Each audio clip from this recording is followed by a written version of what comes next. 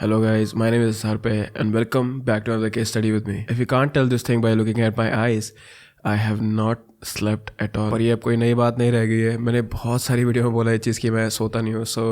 पर कोई बात नहीं, टाइम वेस्ट नहीं करते हैं. Let's get on to our case today. आज का जो केस है उसके बारे में शायद से तुम लोगों ने सुना होगा, क्योंकि जब ये बच्ची गायब हुई थी तो it was all over the news. हम सभी लोग अपनी फैमिली के साथ वैकेशन पे जाने के लिए एक्साइटेड रहते हैं. हम लोग ट्रिप पे जाने के लिए शॉपिंग करते हैं. कुछ दिनों पहले से ही पैकिंग स्टार्ट कर देते हैं और हम ट्रिप पे क्या क्या करेंगे वो सारी चीज़ें हम पहले से सोच के रखते हैं. Vacation and trips are all about the memories.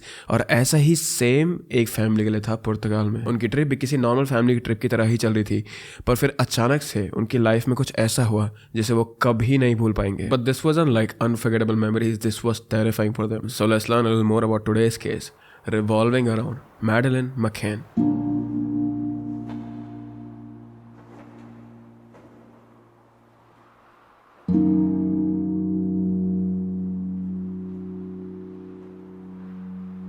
Cat Mary McCann 5 March 1968 में एलर्टन लिवरपूल में पैदा हुई थी. उसने 1992 में यूनिवर्सिटी ऑफ डंडी सी मेडिसन में अपनी ग्रेजुएशन कंप्लीट करी एंड 1993 में गर्ल्स क्लब के वेस्टर्न इन्फर्मरी में एज अ जूनियर डॉक्टर काम शुरू किया. वहाँ उसकी गैरी से मुलाकात हुई और दोनों में प्यार हो गया. गेरल्ड पैट्रिक McCann 5 जून 1968 को ग्लासगो स्कॉटलैंड में पैदा हुआ था एंड 1989 में यूनिवर्सिटी ऑफ ग्लासगो से उसने साइकोलॉजी और स्पोर्ट्स में अपना ग्रेजुएशन कंप्लीट करा था. 1992 में ही क्वालिफाइड इन मेडिसिन और ग्लासगो में केट से मिलने के 5 साल बाद ही दिसंबर 1998 में उन दोनों ने एक दूसरे से शादी कर ली थी. सो जेरी या फिर गैरी, जो भी मेरे मुंह से निकलेगा, आई होप यू अंडरस्टैंड कि मैं किसका नाम ले रहा हूँ and both are correct only. On 12 मई 2003 लाइसेस्टर सिटी में उन दोनों का अपना पहला बच्चा हुआ था, जिसका नाम उन्होंने मैडेलिन बेथ McCann रखा. मैडेलिन, जिसे प्यार से मैडी भी बुलाया जाता था, एक टिपिकल बेबी के तरह थी, पर उसके फेस पे एक डिस्टिंक्ट फीचर था. That was a mark in her right I. ये एक फीचर नहीं, एक्चुअली एक बर्थ डिफेक्ट था. और उसकी सारी फोटोज अगर तुम देखो, so this is one thing जो तुम नोटिस करोगे ही करोगे. उसकी राइट आइड का प्यूपल मिस शेप था. इन medical terms it's called coloboma. Madeline McCann या फिर मैडी की पर्सनालिटी बहुत ही ज़्यादा आउटगोइंग थी. हर एक बच्चा अलग अलग होता है. कुछ को बहुत ज़्यादा शांत रहना पसंद होता है, कुछ को बहुत ज़्यादा बातें करना पसंद होता है. तो मैडी बचपन से ही बहुत ही ज़्यादा बातें करती थी एंड शी यूज्ड टू से a lot of funny things, जिसकी वजह से वो स्कूल में भी और बड़े बुजुर्गों के साथ भी बहुत ज़्यादा पॉपुलर थी. हम ये चीज़ कह सकते हैं कि वो 4 साल की उम्र से ही बहुत ज़्यादा एक्सट्रोवर्टेड थी. उसे पिंक और स्पार्कली चीज़ें बहुत ज़्यादा पसंद रहती थी, चाहे वो फिर डॉल्स हो या फिर कोई टॉयज. और उसे स्विमिंग करना भी पसंद था. पर मैडी जितनी ज़्यादा खुश रहती थी, उतना ही ज्यादा दुख या फिर उतने ही ज्यादा हार्डशिप से उसके पेरेंट गुजरे थे मैडी के पैदा होने से पहले. केट और गैरी को पहला बच्चा नहीं हो रहा था एक्चुअली. तो बहुत सारे डॉक्टर पे जाने के बाद और अपनी शादी होने के कई साल बाद भी जब उन्हें बच्चा नहीं हुआ, तो फिर तब केट ने मेडिकल प्रोसीजर लिए और मैडी को पाने के लिए दे वेंट थ्रू IVF. इसलिए जब मैडी पैदा हुई थी, they just cherished her so much. वो उसे बहुत ज्यादा प्यार करते थे, उसे हर एक चीज ला के देते थे, जिसकी वजह से ही Maddy was kind of spoiled also. पर जितनी ज्यादा मुश्किलों का सामना उन्हें मैडी के पैदा होने में करना पड़ा था, उतना ज्यादा उन्हें 2005 में नहीं करना पड़ा, जब केट और गैरी के ट्विंस हुए, Sean and Emily. Maddie loving और केयरिंग सिस्टर थी. वो शॉन और एमिली के साथ खूब मस्ती करती थी, गाना गाती, बहुत ज़्यादा बातें करती थी. बेसिकली वो इस घर की जान थी. पर प्रॉब्लम क्या हो रही थी कि जब 2005 में इनके ट्विंस पैदा हो गए थे, तो गैरी और केट पे बहुत ज़्यादा प्रेशर आ रहा था, because they were only planning for 1 kid. तो जब 2 पैदा हो गए थे, तो ऑब्वियस सी बात है कि केट पे बहुत ही ज़्यादा प्रेशर आ गया था. इसीलिए इन दोनों ने डिसाइड करा कि गैरी तो हमेशा काम पे जाएगा और केट भी काम करेगी. क्योंकि इनकी फैमिली एक मिडिल क्लास से थी, तो इसीलिए इन्होंने सोचा कि काम तो हमें करना ही पड़ेगा, लेकिन केट को हमेशा काम पे जाने की जरूरत नहीं है. इसीलिए Gerry and Kate they decided कि केट पार्ट टाइम जॉब पे जाएगी, बाकी टाइम पे वो अपने घर में रहेगी, बच्चों का ध्यान रखेगी बस. ओवरऑल मैं ये कहना चाह रहा हूँ कि 3 बच्चे होने की वजह से उनकी लाइफ बहुत ज्यादा हेक्टिक हो गई थी, बहुत ही ज्यादा बिजी हो गई थी. शॉन और एमिली के पैदा होने के बाद गैरी अपने कुछ दोस्तों से मिला भी नहीं था महीनों तक, और केट तो अपना पूरा टाइम या तो घर पे रहती थी या फिर पार्ट टाइम जॉब पे रहती थी बस. तो करीब 1 साल बाद दिसंबर 2006 में McCann फैमिली ने ये डिसाइड करा कि ठीक है, अभी सब कुछ एकदम परफेक्ट है, अब हमें थोड़ा रेस्ट लेना चाहिए. और उन्होंने अपने दोस्तों के साथ एक वेकेशन पे जाने की सोची. उन्होंने mark Warner limited tour operator company से एक ट्रिप बुक करी. सो दिसंबर में ये चीज़ डिसाइड करने के बाद ऑन 28 अप्रैल 2007 वो सब 2 ग्रुप्स में पुर्तगाल के प्राजा द लुज शहर में पहुंचे। उनका ट्रिप 7 दिन का था एंड मैकेन फैमिली और उनके दोस्त यहाँ 7 के 7 दिन मस्ती ही मारने वाले थे। प्राया द लुज, इस शहर की पॉपुलेशन 1000 के आसपास होगी। बहुत ब्यूटीफुल पर बहुत ज़्यादा छोटा शहर है ये, जहाँ पे जो होम ओनर्स हैं वो ज़्यादातर ब्रिटिश लोग हैं। इसीलिए इस शहर को पहले, अभी तो यहाँ की पॉपुलेशन बहुत ही ज़्यादा बढ़ चुकी है, लेकिन इसीलिए इस शहर को पहले लिटिल ब्रिटेन भी बोला जाता था। अब हम बात करते हैं थोड़ा सा इंपॉर्टेंट चीज़ों के बारे में और इस ट्रिप के बारे में। गैरी और केट की ट्रिप में उनके साथ 7 दोस्त थे, जिनका नाम था मैथ्यू ओल्डफील्ड और उसकी वाइफ का नाम था रेचल ओल्डफील्ड, रसल ओब्रायन और उनकी वाइफ का नाम था जेन टैनर, डेविड पेन और उसकी वाइफ का नाम था फियोना पेन एंड फियोना की मदर डायन वेबस्टर। और टोटल में इन लोगों के साथ थे 8 बच्चे। तो 8 बच्चों में there were Madeleine, Sean and Emily also. अब जो पूरा का पूरा ग्रुप था इसमें मोस्टली वेल्दी लोग थे, डॉक्टर्स थे या फिर मैकेन फैमिली थी। या फिर मैकेन फैमिली मैंने इसीलिए बोला क्योंकि जैसे मैंने शुरुआत में कहा they were trying really hard to meet the ends. तो इन सब के बीच में it was but still they were friends. तो पैसा इतना मैटर नहीं करता। I am just stating this thing क्योंकि I want you guys to know कि बाकी के लोग कैसे बैकग्राउंड से थे। गैरी के दोस्त डेविड पेन ने प्राया द लूजा के एक ओशन क्लब में रिजर्वेशन कराई थी और इस क्लब के जो एकदम बगल में ही अपार्टमेंट्स थे वहां ये लोग रह रहे थे। The reason why they were staying at these apartments was because इनका मेन चीज ये थी कि बच्चे ठीक रहे। See they wanted to have fun time, पर इन पूरी फैमिलीज के ना बच्चे थे और बच्चों के साथ होता ही है ना कि उनका खाना पीना ढंग से ना हो तो वो परेशान हो जाता है, उन्हें कुछ बीमारी हो जाती है। इसीलिए इन लोगों ने यहाँ पे अपार्टमेंट्स लिए थे क्योंकि ये अपार्टमेंट्स होटल नहीं थे। यहाँ पे तुम्हें खुद ही हर एक चीज करनी होती थी, खुद ही कपड़े धोने पड़ते थे, खुद ही खाना बनाना पड़ता था, खुद ही कमरे साफ करने पड़ते थे। सो इसीलिए मैकेन फैमिली ने सोचा कि हम बच्चों के लिए खुद खाना बना लेंगे और हम लोग खुद बाहर से खाना खा लेंगे अगर हम कभी ट्रिप पे जा रहे हैं तो। So keep that thing also in mind कि अपार्टमेंट्स में हर एक चीज फैमिली को ही चेक करनी थी, यहां तक कि गेट बंद हुआ कि नहीं हुआ वो भी। अब आगे बढ़ने से पहले मैं तुम्हें क्लब और इन अपार्टमेंट्स का लेआउट समझा देता हूं। Ocean club included of bar, tennis court और एक पूल, जिसके ऑपोजिट इन सब के अपार्टमेंट्स थे। क्लब और अपार्टमेंट्स एक कंपाउंड में नहीं थे। अपार्टमेंट में जाने के लिए उन्हें क्लब से बाहर निकलना पड़ता था, पर जो डिस्टेंस था इन दोनों के बीच में, अपार्टमेंट और क्लब के बीच में आई मीन, वो सिर्फ 50 से 80 मीटर का होगा, जो कि कवर करने में हार्डली 1 मिनट लगते हैं। सो मैकेन्स को 5A रुआ डोर ऑगस्टियो दा सिल्वा अपार्टमेंट अलॉट हुआ।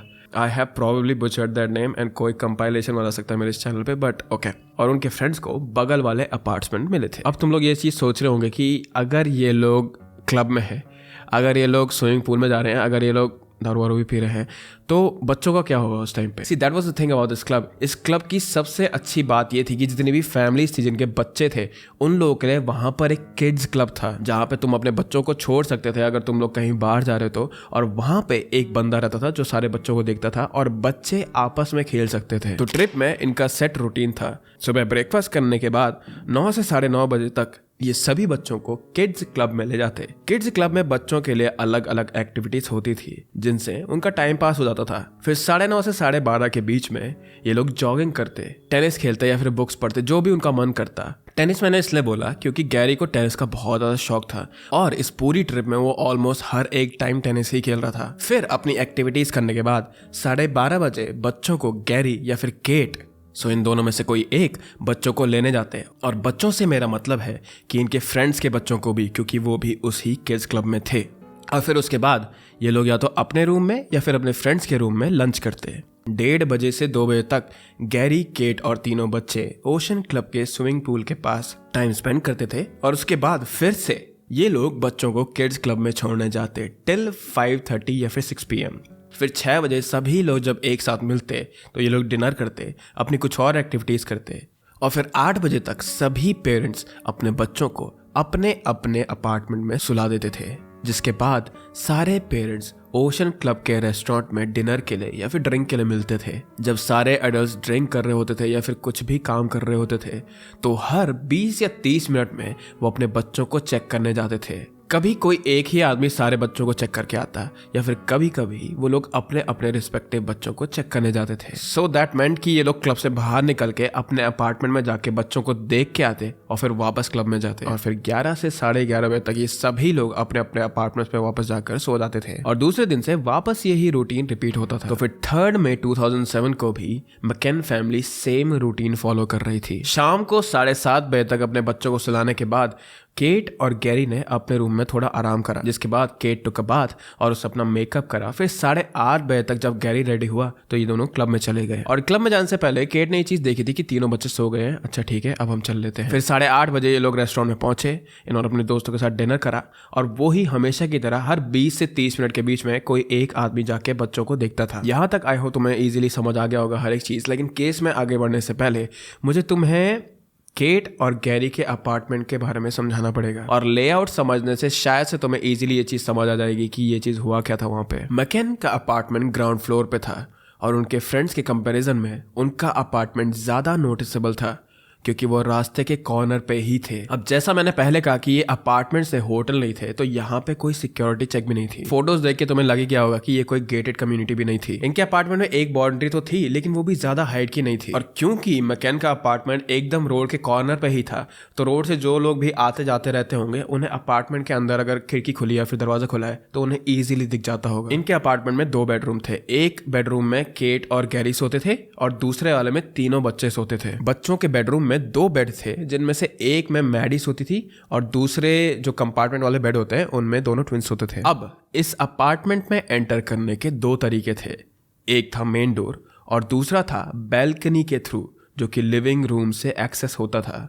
गैरी और केट फ्रंट डोर से अपने अपार्टमेंट में एंटर करते थे रूटीन चेक के लिए भी, बट क्योंकि वो डोर बच्चों के बेडरूम के साइड था तो बार बार अनलॉक करके अंदर आने की आवाज से बचने के लिए, ताकि उनके बच्चे डिस्टर्ब ना हो, इसीलिए केट और गैरी ने डिसाइड करा कि वो लोग बैल्कनी वाले दरवाजे से, जो कि स्लाइडिंग डोर था, उसके थ्रू एंटर करेंगे ताकि वो बच्चों पे चेकअप भी कर पाए और दरवाजे की आवाज से उनके बच्चे उठे ना। अब जो ये बैल्कनी वाला डोर था ये सिर्फ अंदर से ही लॉक हो सकता था, तो केट और गैरी दोनों ने ये डोर अनलॉक ही रखने का सोचा था ताकि वो इजीली घर के अंदर आ जा सके। और बैल्कनी के डोर से रेस्टोरेंट जाने के लिए उन्हें बैल्कनी से स्टेयर्स लेनी पड़ती थी, जो पब्लिक रोड पे एंड होती थी।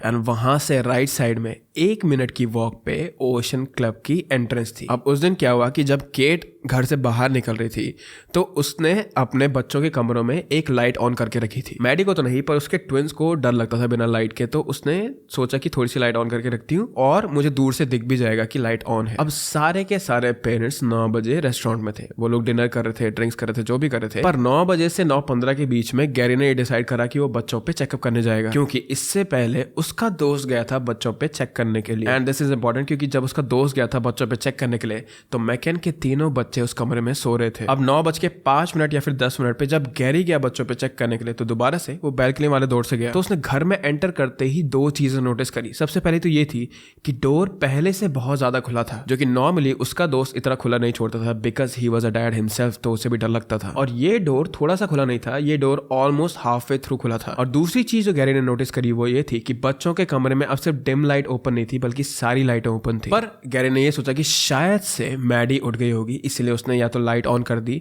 और शायद उसी ने ही इस डोर को ओपन करा होगा अपने पेरेंट्स को ढूंढने के लिए। शायद से मैडी उठ गई होगी, वो बैल्कनी से बाहर आई होगी, उसने देखा होगा कि पेरेंट्स यहाँ नहीं है, फिर वो वापस चली गई होगी और उसने दरवाजा बंद करना भूल गया होगा। गैरी के दिमाग में ये सब कुछ चल रहा था, इसलिए उसने कुछ ज्यादा सोचा नहीं और कुछ ज्यादा नोटिस नहीं करा वहां पे। ही चेक्ड ऑन हिज किड्स और फिर वापस रेस्टोरेंट के लिए निकल गया।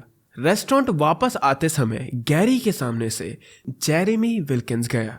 जेरेमी विल्किंस गैरी के साथ टेनिस खेलता था, तो गैरी ने जब जेरेमी को देखा तो उन लोगों ने 5-10 मिनट बात करी और फिर गैरी वापस तपस रेस्टोरेंट में चले गया। अब 9:30 हो चुके थे और केट की बारी थी बच्चों को चेक करने की। बट मैथ्यू, जो अपने बच्चों को चेक करने ही जा रहा था, उसने केट से कहा कि सिंस वो जा रहा है अपने बच्चों को देखने के लिए तो मैं तुम्हारे बच्चों को भी देखता हुआ आ जाऊंगा। तो मैकेन्स का फ्रेंड मैथ्यू दोबारा से बैल्कनी वाले डोर से गया मैकेन्स के घर के अंदर। पर जब वो मैडेलिन के बेडरूम के पास गया तो उसने देखा कि बेडरूम का डोर खुला हुआ था और क्योंकि बेडरूम से कुछ आवाज नहीं आ रही थी तो उसने अज्यूम किया कि बच्चे सो ही रहे होंगे, तो वो वापस आ गया। उसने गैरी को इन्फॉर्म किया कि सब कुछ ठीक है। तो तुम्हें ये चीज़ समझ आ गई होगी अब कि इस घर में इस डेट को 3 बार गए थे 3 डिफरेंट लोग बच्चों को देखने के लिए। सबसे पहले इन्हीं का एक दोस्त गया था बच्चों को चेक करने के लिए, फिर गैरी खुद गया था बच्चों को चेक करने के लिए, और फिर लास्ट में मैथ्यू करा था जिसने अज्यूम करा कि क्योंकि आवाज़ नहीं आ रही है बच्चों के रूम से तो वहाँ सब कुछ ठीक होगा। आई होप कि इतने तक सब कुछ क्लियर है, कुछ भी कंफ्यूजिंग नहीं होगा तुम्हें। अब क्या हुआ कि गैरी अपने दोस्तों के साथ शराब पीने लगा था, तो केट ने सोचा कि 10 बज गए हैं तो मैं चले जाती हूँ अपने बच्चों को देखने के लिए, और दोबारा से केट भी बैल्कनी वाले दरवाजे से गई अपने बच्चों के रूम पे। पर उसने ये चीज़ देखी कि मैडेलिन का दरवाज़ा पूरा का पूरा खुला था इस टाइम पर। वो दरवाज़ा बंद कर ही रही थी कि तभी उसने ये चीज़ फील करी कि दरवाज़ा अब एकदम फोर्स से बंद हो रहा है। जैसे होता है ना कि हवा के झोंके से दरवाज़ा एकदम से बंद हो रहा था, वैसे। बट दिस वाज ऑड क्योंकि मैकेन्स अपने बच्चों के कमरे की खिड़की खुली नहीं रखते थे। इनफैक्ट वो तो पर्दे लगा के रखते थे, जैसे मैंने तुम्हें बताया था कि रोड से सब कुछ दिखता था इसीलिए। तो केट दरवाज़ा बंद कर ही रही थी, पर फिर अचानक से जैसे उसके दिमाग में थॉट आया, उसने दरवाज़ा वापस पूरा खोला और उसने सामने देखा कि उसके बच्चों के कमरे की विंडो खुली हुई थी। पर्दे साइड में विंडो पूरी खुली हुई, यहाँ तक कि जो बाहर पे मेटल ग्रिल से मेटल शटर्स थे वो भी खुले हुए थे। तो ये चीज देखते ही उसकी सबसे पहली नजर गई अपने बच्चों पे। तो उसने ये चीज देखा कि क्रिब में दोनों बच्चे, दोनों ट्विंस सो रहे थे, लेकिन मैडी अपने बेड पे नहीं थी। सिर्फ मैडी का ब्लैंकेट और उसका cuddle cat soft toy bed पर था। तो अब केट पैनिक होने लगी और उसने पूरा अपार्टमेंट चेक करा, और जब उसे मैडेलिन कहीं नहीं मिली तो वो वापस भाग के आई तपस रेस्टोरेंट में, और रेस्टोरेंट में वापस आते ही उसने चिल्लाया, Madeline is gone, they have taken her, Madeline is gone. अब ये चीज सुनते ही पहले तो सभी फ्रेंड्स पर रेस्टोरेंट के कुछ लोग भी मैडेलिन को ढूंढने में लग गए। रेस्टोरेंट के लोगों से मेरा कहने का मतलब है कि रिजॉर्ट के जो स्टाफ मेंबर थे और रेस्टोरेंट में जो कुछ लोग थे ऐसे ही आए हुए, वो लोग भी, उन्होंने आसपास के सारे apartment, swimming pool, play area देखे, पर मैडेलिन कहीं भी नहीं थी। दे वर शाउटिंग सो मच कि दूर दूर तक सिर्फ मैडेलिन नाम सुनाई दे रहा था। And you know what the saddest part is कि डिसअपेयर होने के 6 दिन बाद ही मैडेलिन का 4th बर्थडे था। कोई भी क्राइम होने पर 12 से 24 घंटे को गोल्डन आवर्स कहा जाता है। बहुत ही इंपॉर्टेंट होते हैं ये आवर्स टू कलेक्ट एविडेंस और विक्टिम को सर्च करने के लिए, स्पेशली जब क्राइम किडनैपिंग हो तब। पर इन्हीं 24 घंटों में इतनी सारी मिस्टेक्स हुई यहाँ पर जिसने इस केस को आज तक डिले करा हुआ है। अब मिस्टेक्स क्या क्या हुई मैं तुम्हें बताता हूँ। जब वहाँ पर पुलिस आई तो उन्होंने सारे अपार्टमेंट चेक नहीं करे, उन्होंने सिर्फ मैकेन का अपार्टमेंट चेक करा। यहाँ तक कि पुलिस ने प्रॉपरली CCTV फुटेज भी चेक नहीं करी। अब जैसे मैंने तुम्हें बताया था कि वहाँ पे रिजॉर्ट के लोग भी आ रहे थे मैडेलिन को ढूंढने के लिए, तो पुलिस ने उन सभी लोगों से पूछताछ नहीं करी। एंड ऑल्सो क्योंकि इतने सारे लोग इसी एक जगह पे थे तो कहीं सारी जगह पे हाथ लगे थे, जिसकी वजह से एविडेंस डिस्ट्रॉय हो गए। और तो और क्या हुआ कि पुलिस ने प्रॉपर प्रोटोकॉल नहीं लिए। They were supposed to seize this house ताकि कोई यहाँ अंदर बाहर ना आ जा सके, है ना। पर जैसे मैंने तुम्हें बताया कि द्वार से रोड के बगल में था घर, तो सभी लोग वहां पे जमा हो गए थे पुलिस की कार देखकर। खैर अब क्योंकि पुलिस पुर्तगाल की थी और लैंग्वेज बैरियर था इन सब के बीच में, तो इन्हें एक ट्रांसलेटर की जरूरत थी।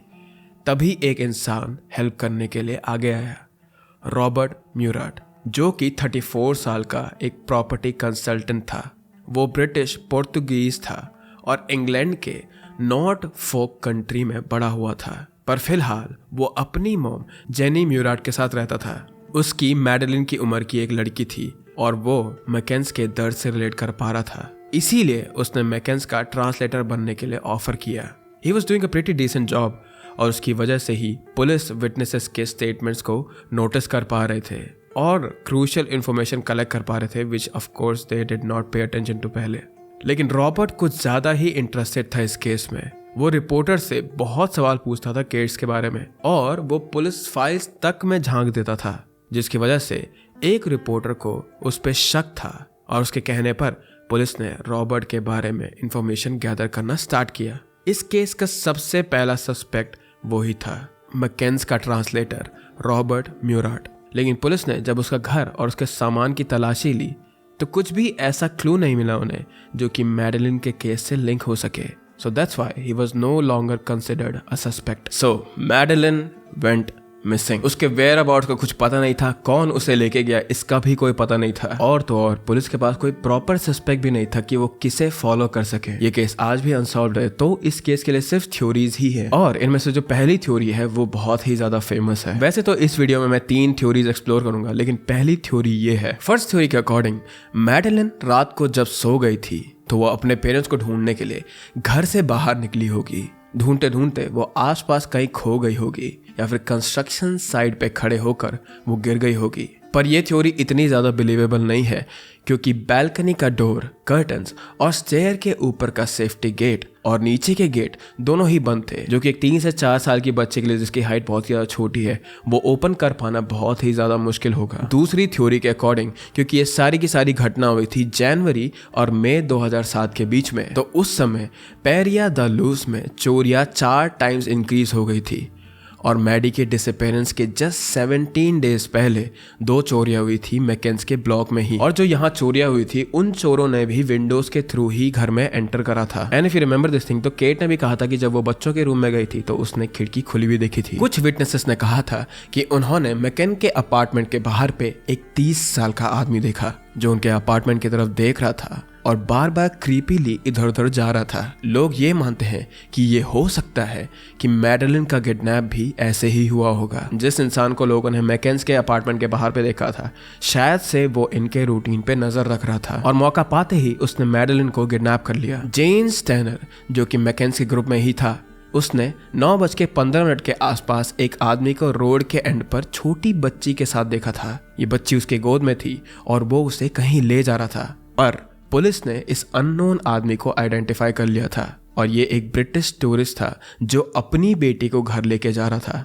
सो yeah this theory has been debunked. और जो ये लास्ट थ्योरी है जो तुम्हें मैं बताने वाला हूँ वो सबसे ज़्यादा बिलीवेबल थ्योरी है और जो पोर्चुगीज लोग हैं वो लोग इसी थ्योरी में बिलीव करते हैं। And this also includes Portuguese police. इस थ्योरी के अकॉर्डिंग केट और गैरी मैकेन इस क्राइम में इन्वॉल्व हैं। One of the main reasons लोग इस थ्योरी पे बिलीव करते हैं वो ये है कि जब केट को पता चला कि मैडेलिन रूम में नहीं है तो उसने ये क्यों चिल्लाया, they have taken her. Kate इतनी श्योर कैसे हो सकती है कि मैडेलिन किडनैप ही हुई थी, और अगर उसने ये मान भी लिया था कि किडनैपिंग ही है तो वो अपने 2 बच्चों को उसी रूम में छोड़ के क्यों आई। वो वहां से गैरी या किसी और फ्रेंड को कॉल भी कर सकती थी या फिर बैल्कनी से चिल्लाकर भी वो अपने दोस्तों को अलर्ट कर सकती थी।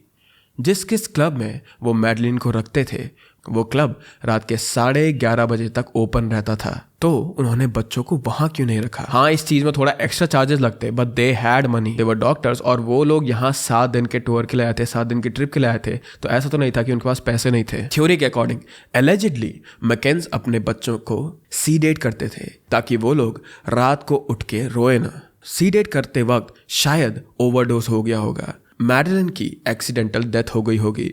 मैकेन्स ने ट्रिप पे अपने साथ कैलपोल मेडिसिन भी रखी थी जो कि यूके में बहुत ही पॉपुलर सिरप है for kids to treat their fever, cough या फिर ऐसी ही कोई चीज़। और तुम लोगों को ये चीज़ पता होगी, जब कॉफिंग सिरप पिलाते हैं बच्चों को या तुम लोग भी जब पीते हो तो उससे थोड़ा सा ना हाई जैसा होता है या फिर थोड़ा नींद आती है उसे पीने के बाद। और जब ये लोग वहाँ अंदर बाहर कर रहे थे तब भी बहुत ज़्यादा आवाज़ हो रही थी वहाँ, और दोनों बच्चे शॉन और एमिली सो रहे थे उस टाइम पर भी, तो ये भी पॉसिबल है कि उन्होंने उन बच्चों को भी सिरप पिलाया होगा। तो जो ये सिडेशन वाली थ्योरी है, इस चीज़ को लोग सिचुएशन के ऊपर बेस कर रहे हैं। लोगों का सस्पिशन मैकेन्स पे, उनके पेरेंट्स पे और भी ज़्यादा बढ़ रहा था क्योंकि हर एक स्टेटमेंट के साथ साथ वो अपनी बातें, अपना ट्रुथ चेंज कर रहे थे। फॉर एग्जाम्पल, गैरी ने पुलिस को फर्स्ट स्टेटमेंट दी थी कि उसके अकॉर्डिंग उसने फ्रंट डोर से एंटर करा था, but then in second statement उसने ये कहा कि वो बैल्कनी के डोर से अंदर गया था।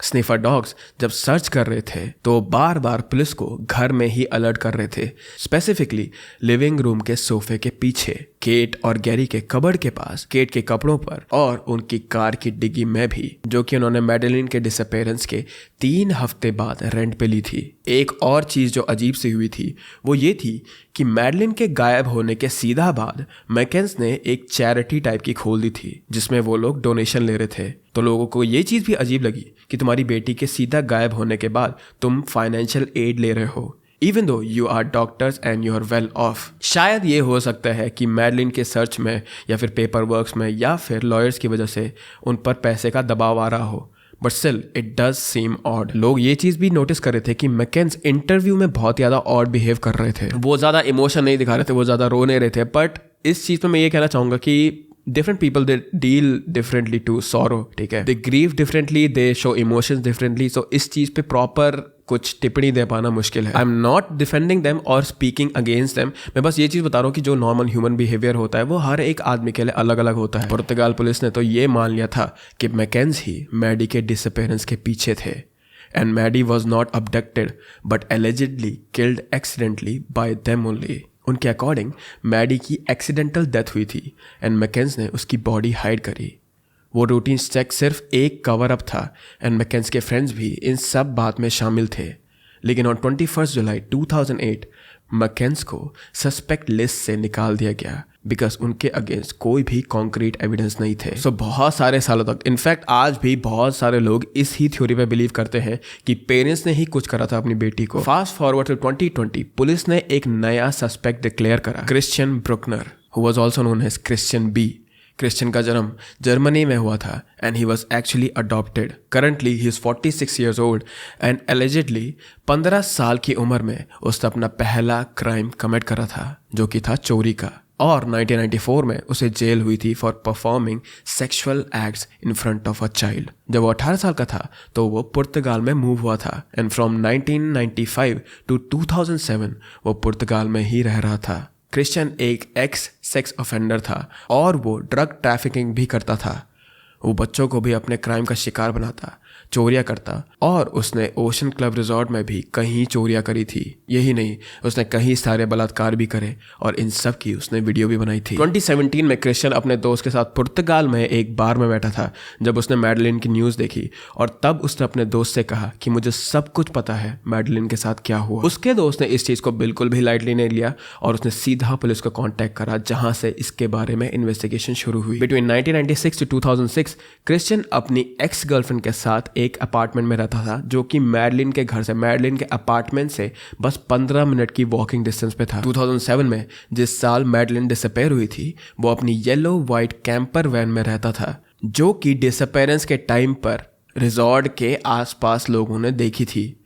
और मैडलिन के गायब होने के 1 घंटे पहले क्रिश्चियन के मोबाइल की लोकेशन रिजॉर्ट के पास ही थी। उसका फार्म हाउस भी सर्च करा गया और एक डैम भी, जिसे क्रिश्चियन अपना लिटिल पैराडाइज बुलाता था। पुलिस को कुछ एविडेंस भी मिले थे जो कि वो ट्रायल में दिखाएंगे अगेंस्ट ब्रुकनर। अभी तक पता नहीं है वो एविडेंस क्या है, बट क्रिश्चियन के पास से बहुत सारी अश्लील वीडियोस और फोटोज मिली हैं जो कि बच्चों के ऊपर हैं। और अभी के लिए क्रिश्चियन फिलहाल जेल में है for all of his crimes. Christian के अगर हम पास्ट रिकॉर्ड्स देखें तो ये चीज़ पॉसिबल है, दिस नॉट कंफर्म, बट ये चीज़ पॉसिबल है कि वो मैडलिन के केस में भी इन्वॉल्व हो सकता है। पर कॉन्क्रीट ये तभी पता चलेगा जब पुर्तगाल की पुलिस इन एविडेंसेस को बाहर बताएगी या फिर मीडिया को बताएगी। बट एट द एंड मैं यही बोलना चाहता हूँ कि 17 साल हो गए इस केस को एंड आई होप कि मैकेन फैमिली को और मैडलिन को उसकी जस्टिस मिले। और इसी के साथ ये केस यहीं अभी होल्ड पर है। Before you go, I would just like to say कि अगर आपको ट्रू क्राइम डॉक्यूमेंट्रीज देखना पसंद है then please subscribe to me. And with that, I hope that you guys are happy. I hope you guys are healthy.